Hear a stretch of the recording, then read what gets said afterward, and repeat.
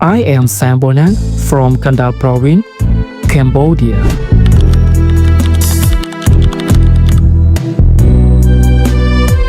និមិត្តរូបនៃទេសចរតាមបែបធម្មជាតិជំនឿសាសនានិងការអភិវឌ្ឍតាមបែបសម័យទំនើបរមណីយដ្ឋានស្អាងភ្នំស្ថិតនៅក្នុងស្រុកស្អាងខេត្តកណ្ដាលបច្ចុប្បន្នបានក្លាយទៅជាគោលដៅទេសចរដ៏លេចធ្លោបំផុតដែលរួមបញ្ចូលគ្នានូវមរតកវប្បធម៌បុរាណនិងភាពរីកចម្រើននៃហេដ្ឋារចនាសម្ព័ន្ធសម័យថ្មីរមណីយដ្ឋានភ្នំស្អាងនេះមានចម្ងាយប្រហែលត្រឹមតែ30គីឡូម៉ែត្រពីរាជធានីភ្នំពេញការធ្វើដំណើរមកកាន់ទីនេះក៏មានភាពងាយស្រួលផងដែរដែលនេះអាចបើកបរតាមផ្លូវជាតិលេខ21ឬផ្លូវលេខ 21A ដែលជាផ្លូវស្របមាត់ទន្លេទទួលបានទិដ្ឋភាពដ៏ស្រស់បំព្រងតាមដងផ្លូវទៀតផងតាមរឿងព្រេងនិទានភ្នំស្អាងគឺជាចំណែកដីដែលបានមកពីការលើកភ្នំភ្នាល់គ្នារវាងក្រុមបុរសនិងក្រុមស្ត្រីឈ្មោះស្អាងប្រែថាស្អាតឬការតុបតែង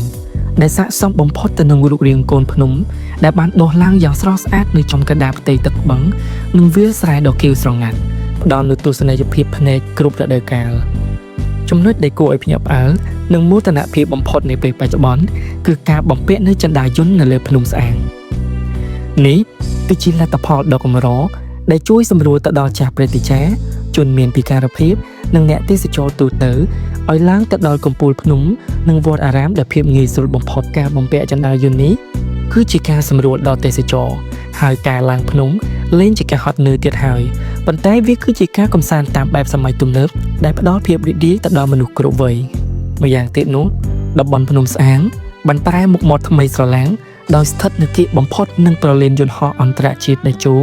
ដែលបានសាងសង់រួចរាល់និងបើកដំណើរការ 100% ញៀវទេសចរអាចអង្គុយនៅលើកំពូលភ្នំស្រូបយកខ្យល់អាកាសបរិសុទ្ធព្រមទាំងអាចគយគន់ទិដ្ឋភាពយន្តហោះហោះឡើង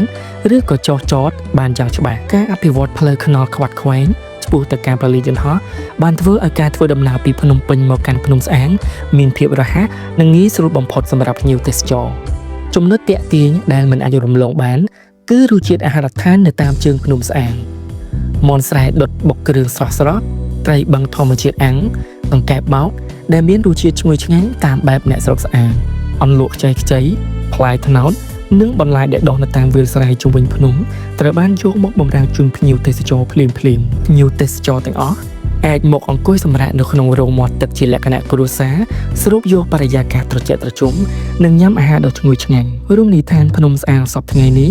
លែងជាភ្នំដែលដាច់ស្រយាលទៀតហើយប៉ុន្តែវាគឺជាតំបន់ទេសចរសម័យថ្មីដែលបានផ្ដល់នូវភាពងាយស្រួលភាពទំនើបនិងរសជាតិអាហារធម្មជាតិពិតៗវាគឺជាគោលដៅដ៏ល្អបំផុតសម្រាប់កម្សាន្តចុងសប្តាហ៍ដើម្បីលំហែអារម្មណ៍និងញ៉ាំអាហារឆ្ងាញ់ៗជាមួយនឹងមនុស្សជាទីស្រឡាញ់រមណីយដ្ឋានភ្នំស្អាងស្អាងយាងស្អាតអរគុណច្រើនសម្រាប់ការទស្សនាវីដេអូនេះរហូតដល់ចប់